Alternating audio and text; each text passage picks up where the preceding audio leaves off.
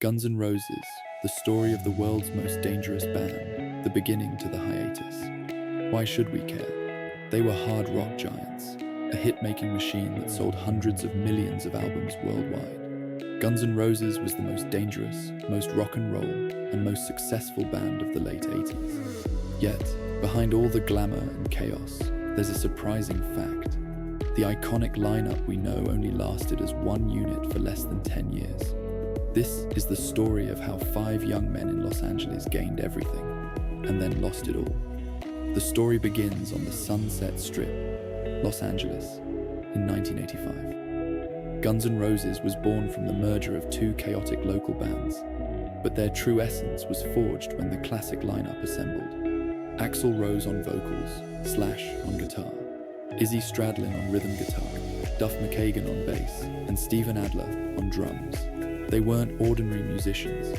They were a direct reflection of the city's dark and wild side. They were appetite for destruction even before the album was born. In 1987, they released Appetite for Destruction. The album was a sonic explosion, a blueprint for hard rock that was raw, honest, and unadulterated. Initially, the album was slow to sell. However, thanks to perseverance and an epic low-budget music video, songs like Welcome to the Jungle and the timeless ballad Sweet Child O' Mine began to dominate the charts. Guns N' Roses went from a street band to global superstars overnight. They were on top of the world, surrounded by success and unavoidable chaos. As success grew, internal problems began to surface. In 1990, drummer Steven Adler was fired due to severe drug issues.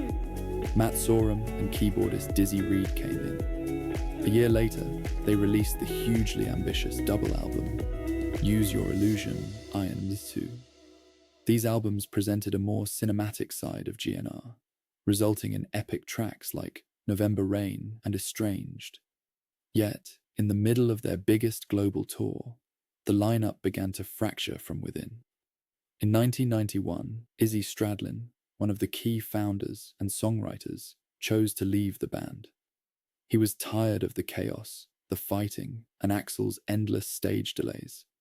Izzy's departure was the first fatal crack. Although replaced by Gilby Clarke, the essence and songwriting dynamic of GNR were changed forever.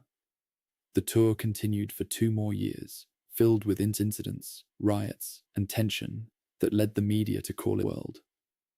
After the tour ended, the band entered a deadly hibernation period. The difference in musical vision between Axl Rose and Slash became stark. Axl wanted to experiment with a modern industrial sound, while Slash wanted to stick to pure hard rock. The tension became insurmountable. In 1996, the guitar god, Slash, officially quit Guns N' Roses. He was followed by Duff McKagan and Matt Sorum shortly after. By the late 90s, the Guns N' Roses the world knew had vanished. The band that reached the peak of fame in the blink of an eye was now shattered by its own internal turmoil. All that remained was Axl Rose, holding the band's name and entering a hiatus that would last for more than a decade. They are legends, but their story teaches us that sometimes the very energy and talent that unites a band is also what destroys it. However, Axl Rose's story didn't end there. He spent the next 15 years working in isolation on the most famously delayed album in rock history, Chinese Democracy.